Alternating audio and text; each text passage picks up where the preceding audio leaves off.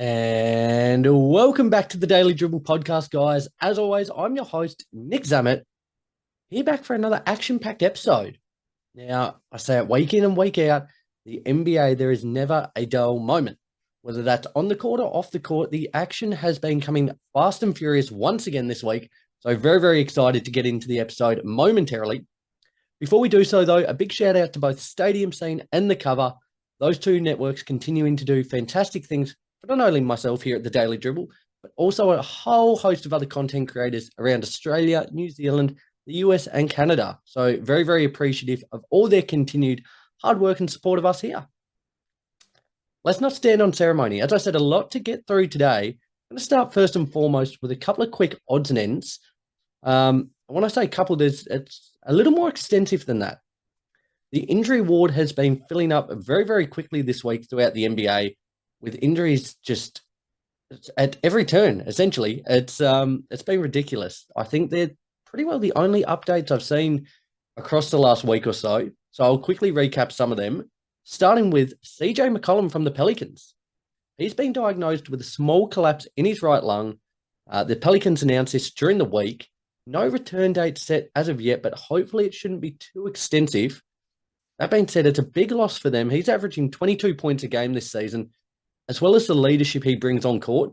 It's quite a young squad they've got. He's one of the leaders on this squad, so him going down, they'll be certainly hoping for a quicker return as possible. He's certainly money when he's playing, so he's hoping a speedy recovery for McCollum there. The Portland Trail Blazers will be without center Robert Williams III for the entirety of the season after it being revealed he'll require knee surgery on that right knee of his. He was injured on Monday in their matchup against Memphis. He's had a really injury-plagued last couple of years, and it's a real shame. It's a shame because he's shown flashes. He's shown, a real willingness to improve in his time with Boston. Coming over to Portland, looked like he'd get more opportunity. Unfortunately, not to be this year. Silver lining, if there is any in this kind of scenario, it's not a vital year for Portland. It's all about rebuilding. There's no need to rush him back. Take that appropriate time to get back to 100% and hopefully really, really go gangbusters on things next year. But it's less than ideal. And once you start having those knee troubles, they can, be a recurring thing. I know it's the other knee he's had trouble with, but nevertheless, it's not something you want to muck around with there. So he's hoping for a speedy recovery for Big Rob there. Jamal Murray will likely be sidelined for the remainder of the month because of a right hamstring strain. Now, from all reports, the Nuggets are taking quite a cautious approach here. Expectation is probably 3 to 4 weeks for this one to properly heal and return to play. Again, for different reasons as opposed to Rob Williams, should I say there. It's not an injury that needs to be rushed back. The Nuggets are more than capable. You look at Jokic, Porter Jr., Aaron Gordon, Caldwell Pope. There's enough talent there, enough offensive firepower to keep them afloat without him being there. Hamstrings, I haven't had too much trouble throughout my sporting career with them, but they're notoriously just tricky little buggers. Once they kind of go a little bit, if you don't get them healed 100%, they will just plague you nonstop. So for Murray, I think for the Nuggets, again, take a really cautious approach with this one. They're going to be in the playoffs. They're going to be a top couple of seed. No worries. No worries whatsoever. But playing the percentages would suggest that you give him that extra time. There's no need. What are we? If you give him the remainder of November, I'd look a week or two into December as well and just really ensure that it's 100% before you get him back to on-court action. But certainly look forward to seeing him. His game has made absolute leaps and bounds over the last probably 12 to 24 months. But scary for the I think it's going to be scary, the numbers we see Jokic put up. Without his number 2 running mate there, he's going to be electric and is probably the front runner for the MVP award at the moment. Certainly a possibility that he extends that lead throughout the next couple of weeks. So we'll look forward to seeing how that plays out. A guy who I've spoken about quite extensively over the last couple of weeks, Cam Thomas of the Nets, after his scintillating start to the season, he's going to be out for the next 2 weeks due to a left ankle sprain. Now, he went down in their win over the Clippers on Thursday. As I said, an electric start to the season, averaging 27 points, 4 rebounds, 2 assists. It's a big loss. It's a big loss for the Nets, and it's, to be honest, a big loss for my fantasy team. I picked him up the other day, and it's always the way. Just as you pick him up, he goes down. But I'm sure he'll be able to pick right up where he's left off there. At the moment, Lonnie Walker's kind of a like-for-like replacement in that regard. Cam Johnson coming back as well. So hopefully they have enough to keep themselves afloat. Again, they've certainly surpassed my expectations so far. And no better example of that was their win over the Clippers the other day. But certainly looking forward to seeing Cam Thomas back fit and healthy very soon, hopefully. The injuries don't stop. The Heat will miss Tyler Hero, suffering a grade 2 ankle sprain. He'll be in a walking boot for the next 10 days. He'll be re-evaluated, should I say, in 2 weeks. But again, another injury that's not ideal. It's not ideal for the Heat, just given their lack of depth. Again, another point that I've made reference to over the last couple of weeks. Really, really need a lot of guys to step up. Jimmy Butler also out with injury at the moment. Hopefully not too serious there. But it's just going to be a case of guys like Duncan Robinson. Bam's going to have to put the team on his shoulders here. Kevin Love, Kyle Lowry. They're really going to have to do it by committee at the moment. I think this. I really hope, again, ankles, hamstrings, they're all these finicky little areas. And as I've said about the Heat, with their depth, all it takes is probably 1-2 guys to go down with extensive injuries, and their season could quickly fall apart. So he's hoping for a quick recovery for Hero there. But we know what the Heat are like. Grit and grind. They'll find it'll be a next man up mentality. I have no doubt they'll be able to push on well enough.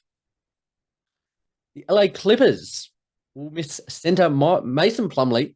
He's expected to be sidelined for as much as 2 months with an MCL sprain in his knee there. Clippers are looking to actually trade for Daniel Tice there as a replacement for him.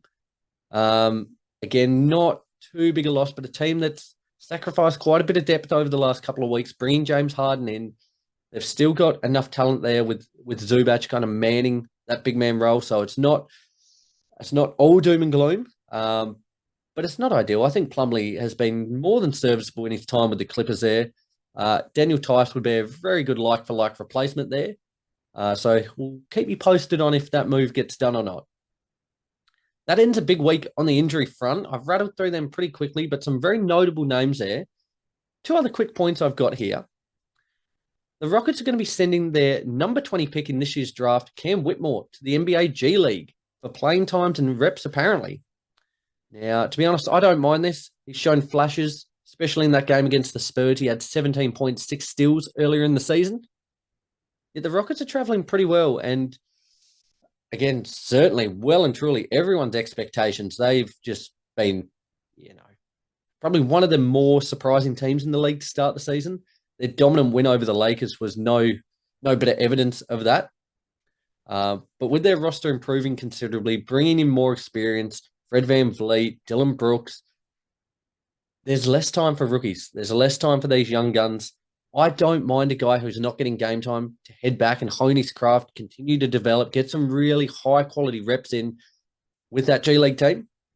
For the Rockets, they're either going to fall off a cliff or injuries will certainly come into play as it does for every other team. So there's going to be opportunities for him later in the season, no doubt. But again, a really good opportunity for him being in an NBA environment just to continue to get game time. I know for myself, and I reckon a lot of other athletes out there, all you want to do is play.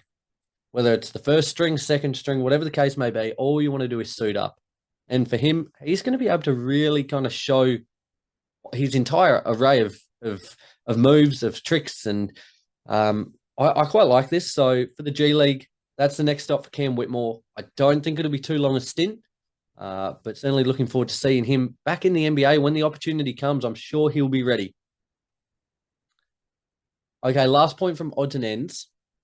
Reports indicate that John Wall wants to reunite. I'll restart that. I'm all tongue-tied today. Reports indicate John Wall wants to reunite with Bradley Beal in Phoenix. Now, they were such a dynamic duo in Washington. I, for one, would love to see this. I'd love to see how the roles would be reversed. In their time in Washington, John Wall played that lead guard, followed him behind by Bradley Beal as his number 2. Things have changed a little bit over the course of the last couple of seasons with Beal asserting himself as one of the premier scorers within the league. I think it'd just be electric. And for Wall, at only 33 years of age, he still has heaps to offer. Last season with the Clippers, he averaged 11.5 points, 3 rebounds, 5 assists across 34 games. So there's still plenty in the tank. I reckon let's make it happen. He's actually down. Actually, John Wall is down. He's part owner of the Southeast Melbourne Phoenix here in the NBL. He's down in Melbourne at the moment, watching the throwdown against Melbourne United that's set to tip off as I record this in about half an hour's time. So I'll have to wrap this up and watch that one. But as a co-owner, he's down here. He's been here for the last couple of days. I think from what I've read, he's heading to leaving from Melbourne, should I say, tomorrow, Monday, here in Australia. I'm actually heading over for work tomorrow. So heading into Melbourne. By any chance, by the grace of God, if I'm able to see him at the airport, we'll definitely be trying to snag him for a quick little IG live video, and just put the feelers out whether where he's going to be heading. I know this talk would love to get him down in the NBL if a stint in the NBA is on the cards, but we'll certainly be harassing him to no end if I'm able to see him there. So, guys, all the more reason, if you're not already, be sure to be following all the socials: Instagram, Facebook, YouTube, Twitter, TikTok. Who knows? We just might see John Wall grace its presence over the next 24 hours or so. Okay, guys, let's push ahead. Daily Dribble. Here we go. So I wanted to focus today a little bit more on numbers that have stood out for me so far. People lie. It's a human trait. Everyone does it. Whether they're white lies or big lies. Everybody lies. You know what don't? Numbers. Numbers don't lie. So some of these are just stats and numbers that have stood out to me over the course of the last couple of weeks. Some of them aren't 100% up to date, but you'll get the point I'm trying to make with their relevance. For better or worse, these are some numbers that have stood out. Let's start with Julius Randle. The number is 27.1. That is Julius Randle's field goal percentage through his first 6 games. Now, this was the worst field goal percentage through 6 games since 1959. Kind of startling. He made the All-NBA second team last season, averaging 25 points, 10 rebounds, 4 assists. So far this season, he's down to 16.5 points, 11 rebounds, 5 assists, and he just looks like a shell of his former self. Nothing is dropping at the moment. It's really it's almost painful to watch his struggles at the moment. The positive is he's pretty well hit rock bottom. The only way's up. He's been better over the course of the last couple of games, and that's coincided with the Knicks winning their last couple of games. The Knicks, I think, are in a funny position in the East at the moment. There's a lot of teams better than them. They're kind of in that middle of the pack phase. But for them to actually be a threat, they need the best version of Randle. Needs to get that free throw percentage up. He needs to, on the 3 ball, he's shooting it at 26%, should I say. He needs to get that up to at least 30. He was shooting at 34% last year, so that's really got to climb quickly. As I said, he has been better in recent games, so hopefully these improved performances continue for his sake and the fans in New York. You're getting absolute quality out of Barrett at the minute. Brunson's serviceable. To really maximize these wins, they need Randle, and they need him better than what he is at the moment. 27% from the field. That's horrific. I could shoot better than that, I reckon. And that's saying something, because if you've seen me play, I've got a very, very ugly jump shot. Actually, not just jump shot. I've got ugly everything. From the free throw line, from a little... The only thing I can do is semi-decent to floater. But 27%, that's got to go up, big man.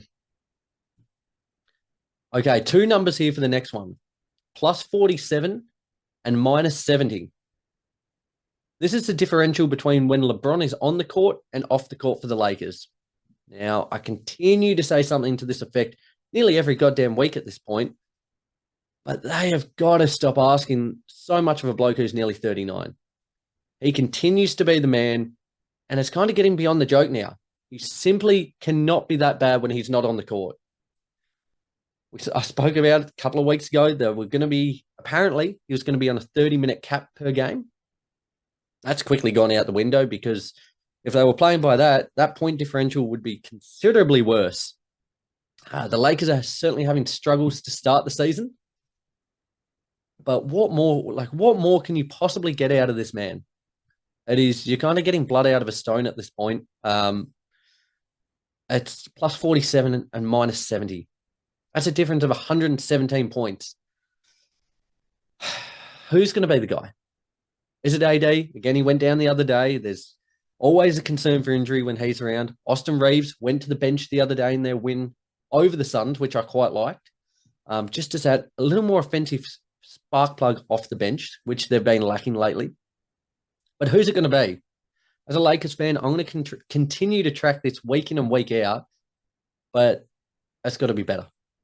LeBron's not going to be around forever.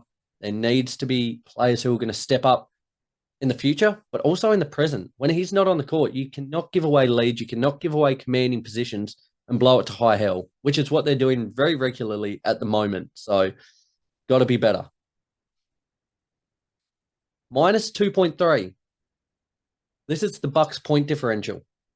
They are the only team in either conference currently in a guaranteed playoff spot across the East and Western Conference that has a negative point differential. Offense isn't the problem. They're putting up 118 points per game. They're giving up 120.3, which has them in the bottom third of the league in this regard. It's not good enough. Now, this would have only gone down further today with their loss to the Magic. There was certainly going to be a teething period as Dame was introduced. I'm not too concerned. It's not ideal, but they are good enough. They're just a little bit off the pace at the minute. They're kind of a team, and I said about at the top of the show, with Jamal Murray missing, the Nuggets are fine. If they lose games, it doesn't matter. As long as they finish in a playoff spot, they're going to do damage. Kind of rings true with the Bucks as well. I think there are holes in their game. Absolutely. Brook Lopez struggled to start the season. Malik Beasley, hit and miss. Campaign has been pretty semi-consistent for the most part. Chris Middleton's really been struggling. There are holes there. I don't think they're catastrophic. As I said, a teething period at the moment, finding their feet, getting back into the swing of things. But this is certainly something I'm going to pay very close attention to. This defense needs to be a lot better. With Lopez and Giannis in particular, Middleton's a more than serviceable defender. Likewise, Dame is actually better than people give him credit for. This needs to pick up considerably. I'd love to hear from you guys. Are you worried about the Bucks? Is there reason for concern? Does something need to be addressed a little more drastically in this early phase of the season? Would love to hear from you guys out there on that one. The next number, 36.7. This is the amount of minutes Luka Doncic is playing per game, and the impact he is having is profound. Alongside Jokic at the minute, you'd argue he's probably, him and Jokic, 1A, 1B for the MVP at the moment. Currently leading the league in scoring, averaging 33 points per game, 9 rebounds, 8.5 assists, as well as a steal and a half a game. And the beautiful thing is he's doing it on tremendous efficiency. 52% from the field and 41.5% from three. And it's correlating to wins. The Mavs currently sit 7-2 in the Western Conference, just behind the Nuggets there. And he's come in with a real intent this year. He looks determined. He looks hungry. And for the rest of the league, that is a very, very scary prospect. I think this, over the course of his tenure in the NBA, he's been incredible. Incredible to say the least. No doubt about it. No questions asked. The guy is just unstoppable. But this might be the best version of Luka we've ever seen. And as I said, if the rest of the league, you better be well on notice because he could carry this team. They're getting contributions, should I say. I am on fire. Contributions out of Grant Williams. Kyrie's come back into the fold. Derek Lively. I spoke about a lot of these guys. Timmy Hardaway the other week. But he's the guy. Everything runs through him. And if he can continue to do what he's doing at the efficiency he's doing it at the moment, the sky's the limit for the Mavs. He is that good.